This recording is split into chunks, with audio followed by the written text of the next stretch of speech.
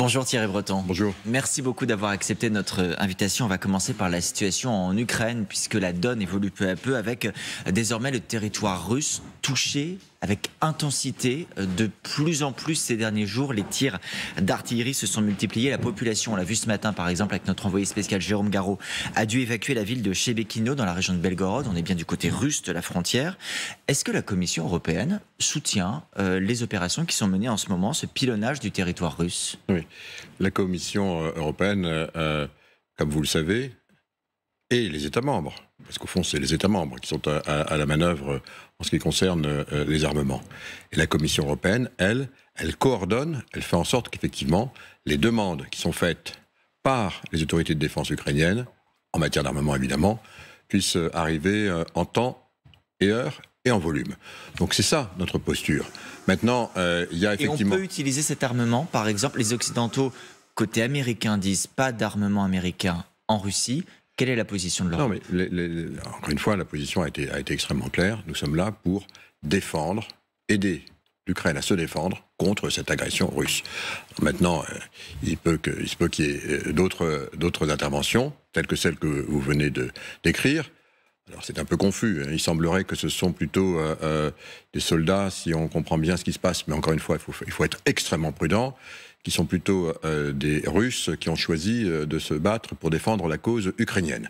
Donc attendons de voir ce qui se passe. En ce qui nous concerne, la priorité des priorités, c'est de faire en sorte que les munitions, parce que c'est ça dont il s'agit aujourd'hui, arrivent, parce que c'est ce dont l'Ukraine a besoin. Nous nous sommes engagés à fournir 1 million de ces munitions sur les 12 mois qui viennent, et on tient ce rythme. Alors le processus est engagé, vous avez raison, les députés européens ont approuvé jeudi un texte justement pour aller dans cette direction, c'est vous qui portez ce projet. Oui. Concrètement, en termes de calendrier, quand verra-t-on des livraisons de munitions à l'Ukraine, nouvelles, et quand aurons-nous nous-mêmes reconstitué un stock suffisant ? L'objectif, c'est bien 1 million, vous aviez dit d'obus. Alors d'abord, les livraisons, si je puis dire, se déroulent déjà, évidemment, et tous les jours. Alors comment ? D'abord parce que les États membres ont des stocks et que donc ils donnent ce qu'ils ont dans leur stock pour, encore une fois, faire face aux besoins de l'Ukraine. Donc les livraisons, elles sont là, elles ont lieu tous les jours. Maintenant, ce que nous faisons, c'est qu'en même temps, nous augmentons les capacités très significativement de production de ces armements en Europe, et on a cette capacité, encore faut-il augmenter, créer des lignes nouvelles dans les usines déjà existantes, faire en sorte que les goulets d'étranglement soient résolus, etc. Et donc, pour cela, nous allons mettre des moyens, donc 500 millions, ce qui veut dire 1 milliard d'euros donc d'investissements nouveaux pour augmenter les lignes de production dans les usines existantes. Vous l'avez dit, pour cela, il fallait que le Parlement donne son accord. C'est pratiquement du jamais vu dans notre histoire parlementaire européenne. En moins de 2 mois, le Parlement, à une très large majorité, a soutenu cette initiative. Il faut le souligner parce que ça veut dire, quand on s'interroge souvent sur le soutien, au fond, des Européens, et j'allais même dire du peuple européen, parce que le Parlement européen représente... Et des différentes familles politiques. Et des différentes familles politiques, au-delà donc des clivages, très fort soutien donc à la politique qui est engagée et que je porte donc en ce qui concerne la réindustrialisation, si je peux dire, de nos industries de défense pour soutenir l'Ukraine, mais aussi pour nous aider maintenant à reconstituer nos stocks. Vous aviez employé le mot d'économie de guerre. Est-ce que ça, c'est l'économie de guerre ? Est-ce que ça suffit à définir une économie de guerre pour l'Europe ? Alors on est précis, on dit économie de guerre évidemment pour ces industries, parce qu'évidemment il faut aller vite. On comprend bien quand on regarde ce qui se passe, la situation est très mouvante, on sait qu'il peut y avoir une offensive d'un moment à l'autre, donc il faut être extrêmement attentif, présent et rapide. Donc oui, il faut effectivement que nos industries de défense, qui, il faut bien le dire, avaient suivi la logique géopolitique il y a une quinzaine d'années, une vingtaine d'années. On appelait ça, vous vous en souvenez, les dividendes de la paix. Donc on a gardé notre outil industriel, mais on a considérablement, si vous me permettez l'expression, réduit la voilure. On s'est désarmé. Et donc, maintenant, il faut réaugmenter tout cela. Et pour ça, oui, c'est vrai qu'on travaillait en une équipe. Maintenant, il faut peut-être travailler en 2 équipes, voire 3 équipes. Trouver des accords avec les partenaires sociaux pour travailler peut-être aussi le samedi, le dimanche. Il faut aller vite. Les besoins sont là. C'est ça, d'une certaine façon. Pour produire davantage de munitions, davantage l'économie de guerre, évidemment, dans nos industries de défense. Une question sur le rapport que l'Union européenne, Thierry Breton, peut ou souhaite entretenir avec la Russie. Je disais, les Ukrainiens, vous avez raison, là, ce sont officiellement des légions russes anti-Poutine qui rentrent sur le territoire russe. Le fait est que Mikhailo Podolyak, qui est l'un des principaux conseillers de Volodymyr Zelensky, lui-même disait on a là une porte d'entrée d'une guerre qui s'étendra à toute la Russie. Il y a Andriy Yermak, qui est le bras droit de Volodymyr Zelensky, qui disait aussi 100% de la population russe est coupable de ce qui se passe en Ukraine. On voit qu'il y a une pression, au moins psychologique, de l'Ukraine pour dire la Russie et les Russes sont responsables. Est-ce que vous considérez que l'Union européenne peut être dans une confrontation avec cette Russie? Non. Vous dites attention, il faut se contenter et s'arrêter à la défense de l'Ukraine. Non, on a toujours été extrêmement clair. Nous assistons, fournissons ce dont l'Ukraine a besoin pour repousser cette guerre, cette invasion, parce qu'au fond, ces territoires, ils ont été envahis, ils appartiennent à l'Ukraine. Il faut toujours en revenir au droit international. Et donc, nous avons toujours une posture extrêmement claire. Nous soutenons à 100% l'Ukraine dans sa défense contre cette agression terrible et injuste. C'est ça la position de l'Union européenne. Et ça veut dire en creux que l'Union européenne condamnerait ou condamnera ce qui sera de l'ordre de l'incursion en territoire russe? On verra. On n'en est pas là. Et pour l'instant, on en est exactement à ce que je vous dis. La semaine dernière, le président de la République français était l'un des organisateurs du sommet de la communauté politique européenne qui avait lieu en Moldavie. On va dire que c'est un format élargi, il y a près d'une cinquantaine d'États qui étaient représentés, plus large donc que les 27 États membres de l'Union européenne. On sait qu'il y a toujours des souhaits d'adhésion à l'Union européenne. C'est le cas de l'Ukraine, par exemple, c'est le cas de la Moldavie, c'est le cas de la Géorgie. Est-ce que ces pays-là ont réellement un avenir dans l'UE ou leur destinée, c'est cette CPE, cette communauté politique européenne? Il y a différents niveaux. Et je crois que c'est très important, et l'initiative du président de la République, qui avait été un peu... quand il l'a lancé, vous vous en souvenez, il y avait eu des interrogations. Eh bien voilà, c'est chose faite, et je trouve que c'est vraiment très bien de l'avoir fait, c'est une très bonne chose, parce qu'effectivement, la géographie est là, et dans notre géographie européenne, il y a évidemment un noyau, si on peut dire, si on peut l'appeler comme ça, c'est évidemment l'Union européenne, les 27. Le noyau 27. On a fait beaucoup d'efforts, de concessions communes, mutuelles, pour en arriver là, et pour continuer à vivre ensemble. Il y a ensuite ceux qui sont candidats, évidemment, en proximité. Vous avez cité en particulier... les pays du Balkan, évidemment, on le sait, mais il y a aussi désormais l'Ukraine, et vous avez rappelé le statut de la Moldavie, ou les souhaits de la Moldavie et de la Géorgie. Et donc, ils vont être étudiés. Personnellement, je pense qu'effectivement, les processus doivent être respectés, mais ils risquent d'être accélérés, au regard, évidemment, de ce qui se passe aujourd'hui. Alors, il y a évidemment beaucoup de conditions sur l'état de droit, sur l'intégration au marché intérieur, pour ne citer que deux exemples très importants. Mais oui, je pense sincèrement que ces pays ont vocation à terme à rejoindre l'Union européenne. Et puis vous avez ensuite toute la périphérie, et qui fait partie de cette géographie, qui d'un côté, pour beaucoup d'entre elles du reste, pas que, mais est héritée de l'ancien empire soviétique, et puis il y a l'Union européenne. Donc il faut absolument parler de notre espace géographique, d'en parler pas uniquement sur un aspect économique, pas uniquement sur un aspect état de droit ou valeurs, et on sait que ça existait déjà sur les valeurs, mais aussi sur la dimension géopolitique. Mais de votre point et c'est vraiment l'objet, précisément, de cette réunion, désormais, qui doit se réunir de façon régulière. Jusqu'où l'Union européenne a-t-elle vocation à s'élargir? Parce que quand on dit on est 27 aujourd'hui dans l'UE, je disais il y avait pratiquement 50 États représentés dans cette communauté politique européenne, on peut passer de 27 à combien? Jusqu'où l'Union peut-elle encore grandir? Eh bien, on verra. Qui eût imaginé, lorsqu'on a créé la CECA, la communauté européenne du charbon et de l'acier. Voilà, on était années 50. Qui eût imaginé qu'on aurait pu être 70 ans plus tard 27. Donc bien sûr qu'il y a une vocation à s'élargir, il faut laisser le temps pour le faire, mais au fond, c'est notre spécificité. Et j'allais dire notre spécificité européenne est aussi unique sur la planète que d'intégrer progressivement ceux qui veulent rejoindre le projet européen. J'ai bien dit progressivement. C'est effectivement la destinée de notre continent. Il faut le faire à son rythme. Donc vous ne faites pas partie de ceux qui pensent que désormais l'Union européenne doit trouver d'autres formes de coopération, mais arrêter un élargissement? C'est la transition. Donc il faut évidemment donner la vision, la perspective, et puis il faut gérer l'actuel et la transition On est exactement dans cette logique. La Commission européenne, dont vous êtes l'un des principaux responsables, est aussi très attentive aux questions économiques et budgétaires pour ce qui concerne les États. Il se trouve que la France et le gouvernement français ont pu pousser un ouf de soulagement au début du week-end, puisque l'agence Standard & Poor's a décidé de maintenir la note de la France à AA. Le ministre de l'économie, Bruno Le Maire, s'est exprimé ce week-end en rappelant qu'il souhaitait la sortie définitive du quoi qu'il en coûte, de la politique des chèques, et en même temps a-t-il pris le soin de préciser, ça ne veut pas dire l'austérité. Qu'attend la Commission européenne de la France? Quel équilibre souhaitez-vous voir en France? Non, la Commission européenne, encore une fois, elle attend uniquement que les États membres suivent les feuilles de route sur lesquelles ils se sont engagés. Et c'est ce qu'on appelle le semestre européen. Donc il y a ces rendez-vous qui ont lieu tous les semestres, où il y a un engagement qui est pris. Pourquoi faut-il un engagement? Il faut le dire à nos téléspectateurs. C'est pas parce que il y a des idéologues, ou tout simplement parce qu'on a une monnaie commune et qu'on vit ensemble et qu'on ne peut pas se permettre des écarts trop importants. Et quand on dit un engagement, c'est un engagement en réduction des déficits, en l'occurrence. Alors d'abord, c'est d'abord un engagement de la maîtrise de nos dettes, parce qu'on sait que les dettes, évidemment, si jamais elles deviennent trop importantes, ça peut créer des situations qui sont... on a vu ce qui s'est passé en Grande-Bretagne, par parenthèse, hein. Si précisément, on fait, pardon de le dire comme ça, n'importe quoi en matière de finances, on est sanctionné immédiatement. Ça se traduit par quoi? Une augmentation des taux d'intérêt très significative sur les marchés de la dette, et l'incapacité à un État potentiellement de l'honorer. Donc mais on voit France bien. est-elle menacée de ça? Parce que la France n'est pas du tout. De pouvoir emprunter à des bons taux. La France n'est pas menacée, mais la France ne fait pas partie des meilleurs élèves de l'Europe. On le sait, hélas, en matière notamment d'endettement. Donc maintenant, il y a une trajectoire qui a été proposée. Elle va dans le bon sens. Il faut la tenir, et comme disait le ministre Bruno Le Maire, maintenant au millimètre près. Parce que, c'est très bien, et je crois qu'il faut se féliciter effectivement qu'au fond, qu'est-ce que dit l'agence Standard & Poor's? Elle ne donne pas un bon point, un mauvais point.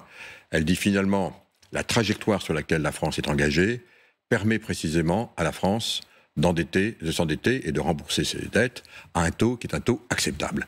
Parce qu'encore une fois, il faut aussi faire les efforts. Mais je voudrais dire à nos téléspectateurs que pour autant, on parle souvent de ces fameux déficits à 3%, etc. 3% de déficit, ça veut dire qu'on opère un budget en faisant payer aux enfants le bien-être, ou disons le fonctionnement actuel. Parce qu'encore une fois, un budget qui est en déficit, c'est un budget qui va emprunter 3%, c'est pas rien, hein, c'est énorme. On en est même très loin, parce qu'on sera plutôt à 4,9% en 2023 d'après le gouvernement. La France, là aussi, fait partie des moins bons élèves en ce qui concerne les déficits. Ça veut donc dire que vraisemblablement, même en 2024, on sera peut-être le seul à être encore au-dessus des 3% de déficit. Donc non, on n'est absolument pas dans l'austérité. Il faut arrêter ce discours. La France n'est absolument pas dans l'austérité quand on regarde les 27 pays ou les 26 autres pays de l'Union européenne, mais la France a pris la bonne trajectoire, et c'est ce que vient de dire Standard & Poor's. Comment vous expliquez le fait que la France, et vous venez de le rappeler, sera peut-être l'un des seuls à rester au-dessus des 3% encore l'année prochaine? Parce qu'on a eu une politique qui a montré ses fruits, et qui a été, quoi qu'il en coûte, généreux, très généreux, et qui nous a permis effectivement de limiter l'inflation.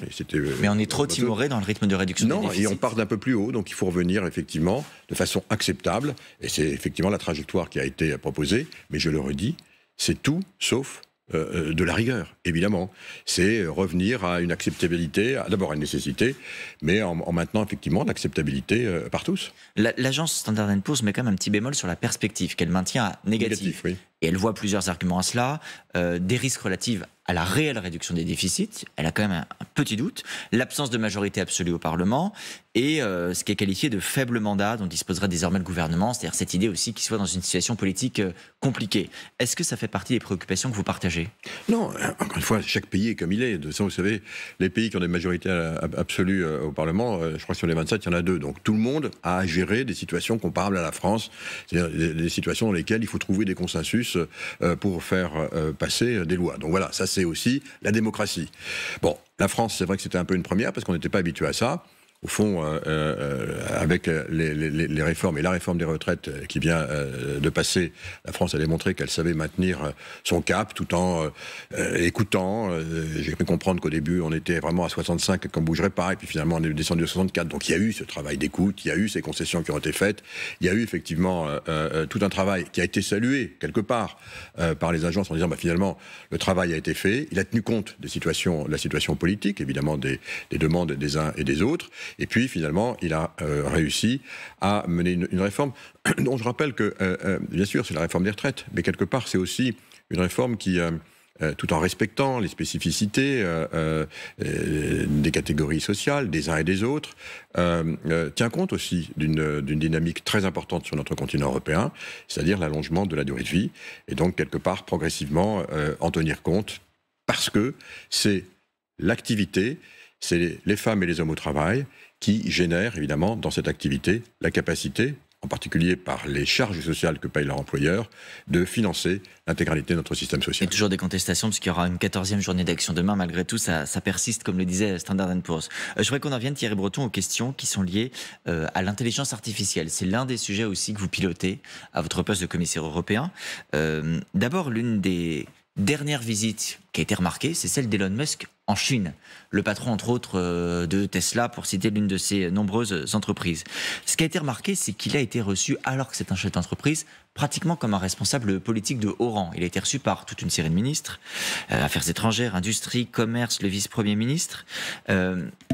On se demande si aujourd'hui les acteurs, les poids lourds économiques, les GAFA par exemple, ne sont pas devenus aussi puissants, voire plus puissants que les responsables politiques. Est-ce qu'il y a aujourd'hui une concurrence entre pouvoir économique et pouvoir politique ? Il ne doit pas y avoir cette concurrence. Le pouvoir politique, c'est le pouvoir du peuple, et c'est celui qui prime. Et moi, je veille à cela. C'est vrai, vous avez raison. Pendant un certain temps, on a peut-être, parce que on n'avait pas décidé quelle devait être notre politique, on a été un peu trop laxiste. On n'a pas assez décidé de ce que nous devions faire, nous, en Europe, pour protéger nos concitoyens, leur donner aussi la capacité de bénéficier des lois qui nous protègent, qui ont été bâties au cours des siècles derniers, pour organiser la vie des hommes entre eux, dans l'espace physique, donc le pouvoir et de les politique transférer. A trop laissé faire les entreprises. Bien sûr, il les a trop laissés. En tout cas, il n'a pas réagi assez vite. Mais c'est chose faite désormais en Europe, puisque, comme vous le savez, avec les 5 piliers que nous avons bâtis, le DSA, le DMA, le DGA, le Data Act, et aussi l'acte législatif sur l'intelligence artificielle. Ce sont toutes les règles que vous êtes en train de mettre en place. Qui sont déjà en très grande partie maintenant mises en place. Nous allons enfin avoir, ça va être opérationnel dès le 25 août. Donc, je dirais, notre réponse politique, on n'est pas là pour brimer, pour blâmer quiconque. On est là tout simplement pour dire que dans notre espace informationnel, et nos téléspectateurs le savent, c'est un espace dans lequel on passe maintenant beaucoup de temps, et nos enfants beaucoup, des fois plus de temps dans l'espace informationnel que dans l'espace physique, entre guillemets. Il fallait donc mettre ces règles. Donc oui, désormais, c'est aux politiques à donner ces directions. Elles sont faites maintenant en Europe. On est très en avance sur le reste du monde. J'ai eu une discussion avec les Américains. En avance sur la régulation, vous voulez dire. Mais l'organisation, la réglementation. Je parle de l'organisation d'une façon générale. Certains disent aussi qu'on est en avance, Thierry Breton, sur les normes et qu'on va encore une fois brider l'innovation, qu'on va encore une fois brider l'économie, et que les États-Unis récupéreront la mise. Ça, c'est le discours des États-Unis, parce qu'ils ont peur, évidemment, de notre... C'est le discours surtout des entreprises qui disent on va aller aux États-Unis, on parce quittera l'Europe. qu'encore une fois, tout est fait pour l'innovation. Regardez, je vous donne un exemple très simple, et nos téléspectateurs vont le comprendre tout de suite. Pourquoi au fond, les plateformes, tout le monde sait ce que c'est que les plateformes, ont démarré si vite aux États-Unis? Parce qu'il y avait un marché unique, un marché unifié, 310 millions de consommateurs. Et nous avions 27 marchés. Et bien maintenant, avec les 5 règlements qui sont en vigueur, on a un marché unique européen. Donc ça va être un formidable capacité, formidable élan pour nos entreprises de bénéficier d'un marché qui est 1,5 fois plus important, je le rappelle, que le marché américain. On est 450 millions de consommateurs, les Américains 300 000. Ça, c'est un message aux entreprises qui parfois disent c'est mieux ailleurs.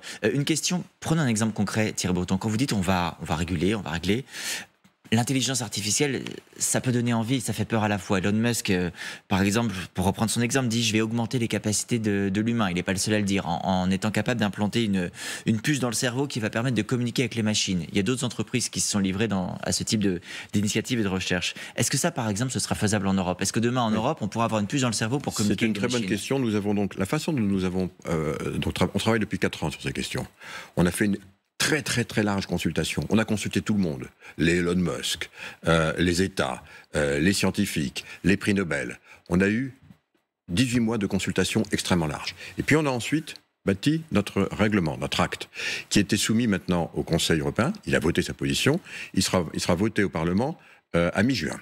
Et enfin, on l'a bâti sur ce qu'on appelle une approche par risque. Au fond, l'intelligence artificielle, il y a des domaines dans lesquels il n'y a aucun problème. Il y a des domaines dans lesquels il y a un petit peu plus de risques. Il y a des domaines dans lesquels il y a beaucoup de risques. Il y a des domaines qui doivent être interdits. Donc on a qualifié les risques qui pouvaient être générés par l'intelligence artificielle. Et donc, parce que vous venez de dire, c'est interdit, par exemple. Donc on a donné des lignes directrices. En disant, voyez, après ça, les entreprises, allez-y, donnez tout ce que vous pouvez donner, mais qu'est-ce que c'est que l'intelligence artificielle? C'est d'abord des données qui sont entraînées par des algorithmes et qui sont accélérées avec des supercalculateurs. Donc, sur certains domaines qui sont clés, par exemple ceux qui sont liés à la neurologie, à la santé, soit ça sera interdit, soit ce sera extraordinairement contrôlé, et il faudra du reste avoir la capacité d'entraîner les algorithmes sur le territoire européen pour aller voir ce qui s'y passe. Au fond, on a dit, c'est comme pour l'automobile. Quand on a inventé l'automobile, il n'y avait pas de règles, il n'y avait même pas de permis. Puis après ça, on a commencé à avoir des accidents.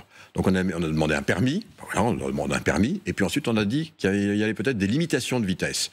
Les limitations de vitesse, c'est 130 km/h en France sur les autoroutes. Ça ne veut pas dire qu'il n'y a plus d'accidents, ça veut dire qu'on a mis des règles pour que les constructeurs sachent comment on allait utiliser ces produits, ces matériels, ces logiciels d'intelligence artificielle en Europe. C'est ça ce qu'on fait, donc ça va inciter l'innovation à aller, évidemment, donner le meilleur, mais en sachant que les entreprises sachent bien que c'est un domaine qui est un domaine à risque, donc il est contrôlé, à elles de l'adapter, faute de quoi, c'est une régulation ex ante, eh bien, elles n'auront pas la possibilité de pénétrer sur le marché intérieur. Et ça rentre en vigueur au 3e trimestre, et ensuite, on aura 2 ans pour veiller à ce que toutes les entreprises l'appliquent. Et vous aurez encore un travail de conviction, parce que quand on voit que vous-même, il y a quelques jours, vous annonciez le départ de Twitter du code de l'Union européenne contre la désinformation, il y a encore un peu de pédagogie à faire. Non, code volontaire, code volontaire, oui. Code volontaire, et là, c'est une règle, c'est un règlement. Code volontaire, ça n'engage personne. Le règlement, ça engage tout le monde. Merci beaucoup Thierry Breton d'avoir été sur ce plateau ce matin.